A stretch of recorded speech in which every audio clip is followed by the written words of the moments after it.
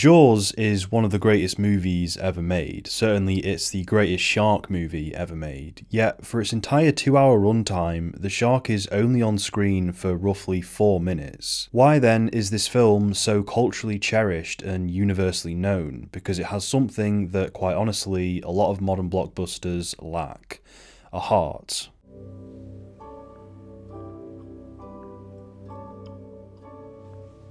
That might be a trite thing to say at this point, but throughout this video we'll be going over some objective qualities that the film possesses that cause it to be the timeless, immersive wonder that it is. This heart in question stems directly from the characters of the movie, not simply the characters themselves, but how they're presented, how the film conveys certain aspects of their identities, how Spielberg colourfully paints their existences to be chock full of sincere personality. A scene that often comes to mind when I think about this movie is the scene where Brody is sat at his dinner table and his young son starts to mimic his hand gestures, and we get this playful interaction between this father and his young boy.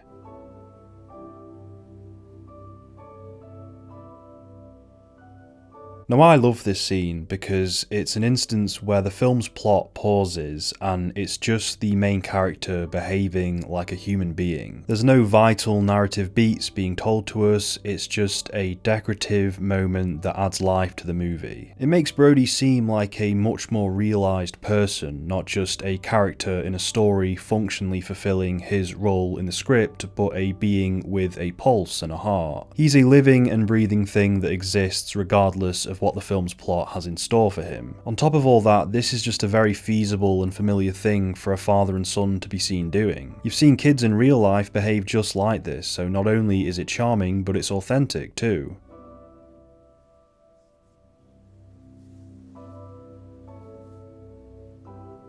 This is a scene that didn't need to be included in the movie, at least on a functional plot level, yet it's here because Spielberg decided to put it there. It's a spontaneous piece of storytelling that only an artist would think to include. A creative decision originating from a desire to tell a genuine and immersive story that audiences will love. It is important for a film to work on a structural narrative level with proper implementations of themes and crucial information, but aside from these objective qualities, it's equally as important for a film to have a personality. And I think that a film can only have a personality if an artist is allowed to infuse the piece with his own voice and flair. Without an artist, you wouldn't get scenes like these that feel like they come straight from the soul of the storyteller. This is a movie director having fun, getting creative, and letting his imagination take over.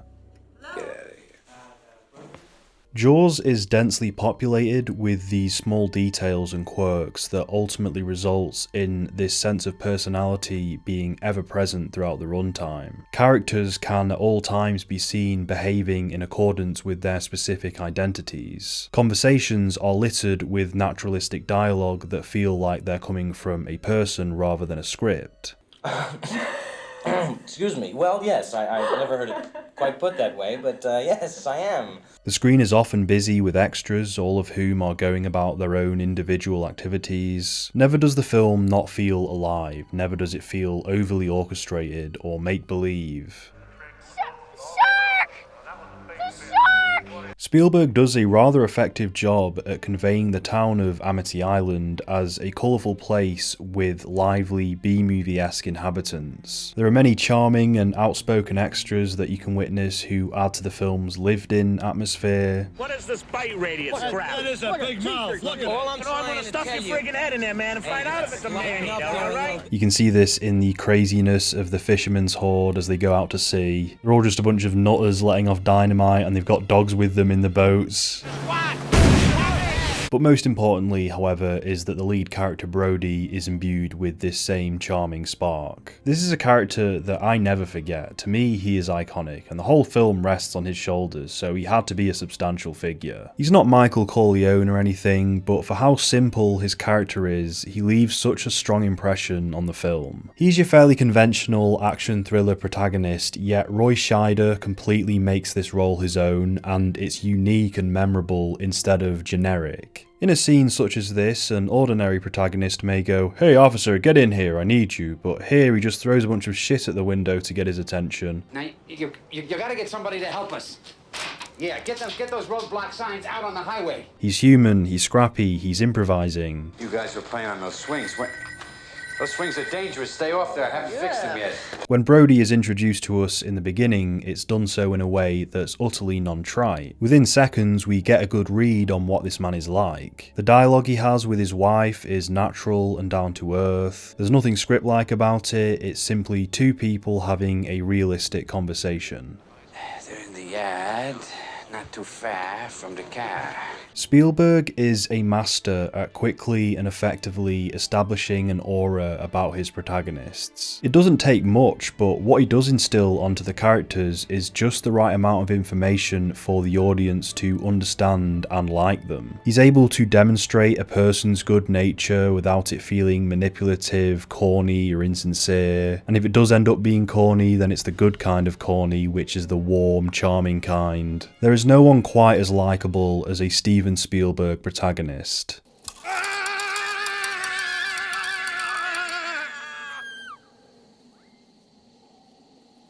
That's not funny. When Hooper is introduced, it only takes a brief few moments for us to understand the rough idea of his whole character.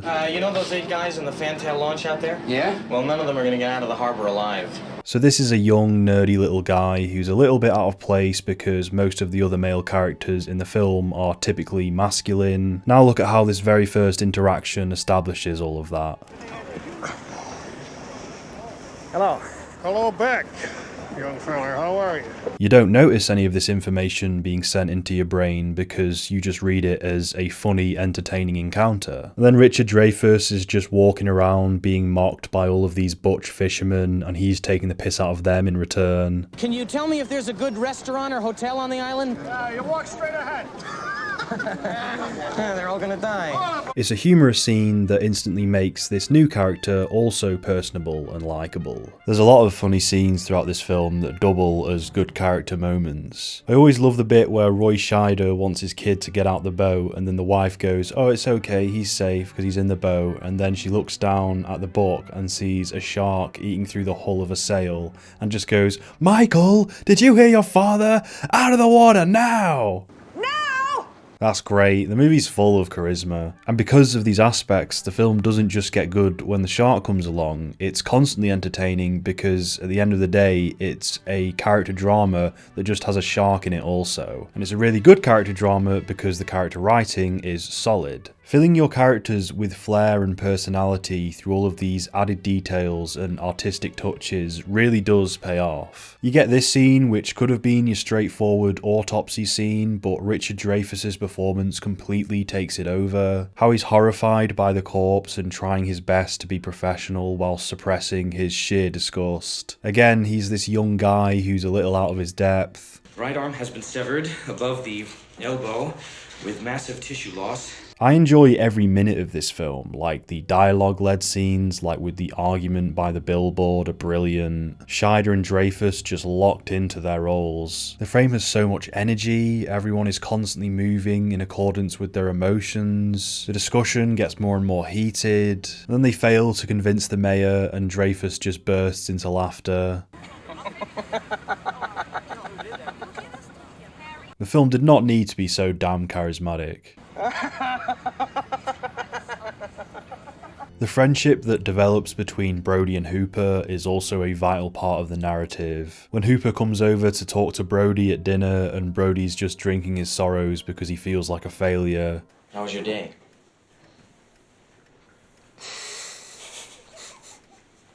That's right after the encounter with the grieving mother who blames Brody for her son's death. The scene's really enjoyable. Hooper brings both red and white wine because he didn't know what they were eating, and then he just finishes Brody's food. In an ordinary movie, this would simply be a scene that gives us exposition that moves the plot along, but Spielberg makes it so that every one of his scenes possesses this iconic energy. It's also just really funny. Proved today by cutting the shark open, but you know you want to let that breathe for nothing. We learn more about Dreyfus's backstory through this eccentric little anecdote that he tells the wife. And again, it's genuine. It's not this cheesy, ever since I was a kid, I always loved sharks. I turned around and I actually saw my boat being taken apart, and ever since then, yes, I have been studying sharks. And then it flows back into the central plot. This is how you tell a story effectively, enigmatically, and engrossingly. And that's why I know that I'm going to go to the Institute tomorrow and tell them that you still have a shark problem here. I haven't even mentioned Robert Shaw yet, good lord. His introduction, everyone remembers, is arguably one of the most iconic introductions in all of cinema. It's been endlessly parodied. Quint is a character that you can picture being based off a real life figure from Spielberg's upbringing. This social outcast, drunken army vet weirdo who's simultaneously an expert at his craft. This is a very common archetype in film where the heroes must recruit the help of the skilled village reprobate to resolve a crisis. It takes an inherently badass type of person to occupy this role, and as it goes for cinematic representations of this specific archetype, I'd say there are few purer examples than Robert Shaw's character in Jaws. You know the thing about a shark, he's got lifeless eyes, black eyes, like a doll's eyes. The way he speaks is often incomprehensible, his accent's always thick. Mate, master, pilot, and I'm captain. It's a performance that is idiosyncratic, yet never cliche, because within this world he is believable, he is three-dimensional. He has a gruff and naturalistic quality to him as well, which gives him some authenticity. He's a lot of people's kooky old uncle that doesn't get invited to Christmas dinner anymore, yet when you do hang out with him, you're guaranteed for a nutty adventure. Cage goes in the water, you go in the water, sharks in the water. It's great when he's having that talk with Dreyfus about the shark cage and his response is to just start singing. And so never more shall we see you again. The latter half of the movie comprises of the three main characters at sea waiting for the shark to emerge, and the reason why it never gets dull or boring during the moments where the shark isn't present is because there's this palpable dynamic between these three characters. Dreyfus and Shaw have this funny back and forth as they're two people from very different worlds. Quint just sees Hooper as this spoilt rich kid, but near the end of the film he starts to respect him more as Hooper proves his competence as a sailor. And then you have Brody, who's completely out of his depth because he knows nothing about being at sea and he keeps screwing up. During these scenes, he's the most clumsy, which is an interesting change up in the narrative, as for the first half of the film, he's been this leading, authoritative figure. His fear of the ocean is a simple trait, but it works wonders at making him appear vulnerable, especially towards the third act of the film, where things needed to get a bit more dire and stressful. I've said this sort of thing already, but without these three characters, this sequence at sea would mean nothing. You remember seeing the shark, but you also remember the lines of dialogue uttered by the characters when they see the shark. That's a 20-footer. 25. You're gonna need a bigger boat. This classic shot is brilliant too, simple rule of thirds framing with Roy's head and then the shark emerges. It's one of the best surprise scares in cinema, no jump scare sound needed. It's the line that preludes it as well where he goes, slow ahead, I can go slow ahead, come on down and chomp some of this shit. I always remember that line just as much as everything else. The mix of humour followed by that deadly reveal. Finally, the drinking scene is the emotional centerpiece of the movie. It might be my favourite scene from the whole film, and I'd find it hard to imagine if it wasn't the same case for a lot of other people. It's the ultimate demonstration of how good the character writing is in this film, because this scene is 100% reliant on it to work. It's just three dudes getting drunk and shooting the shit like real people. It's authentic, it's experimental, it's spontaneous, it's artistic. Like a lot of the character-led scenes throughout this film, it's an addition that didn't necessarily need to exist, yet thanks to the personal influence of the director, it does. This is the director and his actors improvising and having fun with the craft of movie making. Let's not worry about the objectives for a moment and just let this scene breathe. Right there. Mary Ellen Moffat. She broke my heart. That's legitimately one of the funniest fucking jokes I've heard in my life. And then comes that glorious monologue where Robert Shaw's performance reaches its peak. For the entire duration of the speech, you are absorbed by the words of this man. Not even the most ADHD-riddled mind could be distracted from this. Oh, then you hear that terrible high-pitched screaming. The ocean turns red. The most tense scene of the film has no shark, no action. It's just a drunk sailor recollecting an experience with exceptional vocabulary which lets the audience imagine their own visuals. It's storytelling at its finest. Well, he'd been bitten in half below the waist.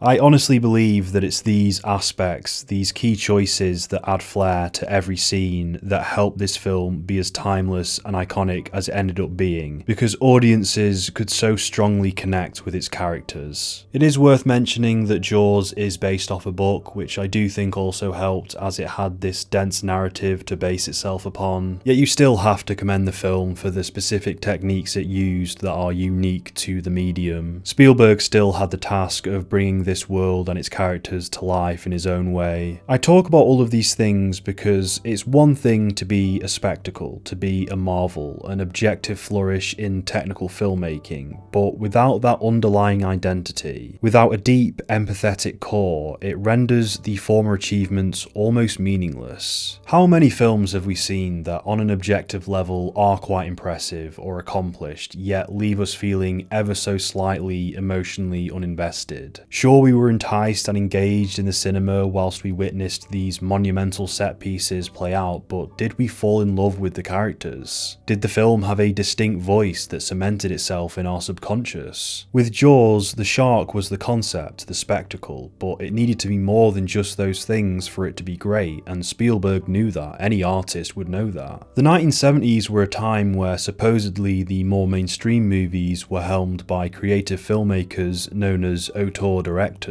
You had Stanley Kubrick and Ridley Scott directing space movies, William Friedkin making horror movies. These filmmakers who were known for their unique styles were free to embed their personalities into these giant box office films, and that's probably why so many of these works are so culturally revered to this day. Hell, Jaws and Star Wars were essentially the bedrock of blockbuster cinema, and they were both conceived from an individual's vision. The best horrors, the best thrillers, the best action adventures have amazing characters to follow, and Jaws has excellent character writing. That's the main point of this video. Jurassic Park isn't just dinosaurs, it's Sam Neill, it's Jeff Goldblum, it's Laura Dern. Alien isn't just a creature, it's Sigourney Weaver, it's John Hurt, it's Ian Holm. Indiana Jones wouldn't work if Harrison Ford was this uncharismatic bore. You can't just have the spectacle, you can't just have the concept, you have to have the characters too, the soul. And with that iconic trio of characters that everyone remembers, Jaws establishes a very pungent cinematic identity. Won't have to take this abuse much longer. And so never more shall we see you again. That's the end of the video. I'd like to take a moment to thank Dick Fuck, my patron over on Patreon, or however it's pronounced. Yeah, thanks to Dick Fuck. It means the world. I promised you'd get a name read out at the end of each video. So yeah, there you go. That's the promise. I keep my promises because a Lannister always pays its debts or whatever. Hope you've enjoyed this video. Bit more serious this time, but you just got to take what you get from me because you're a little slut, aren't you? You just eat up whatever I give you, so fuck you. Yeah, there you go. And remember to fucking subscribe.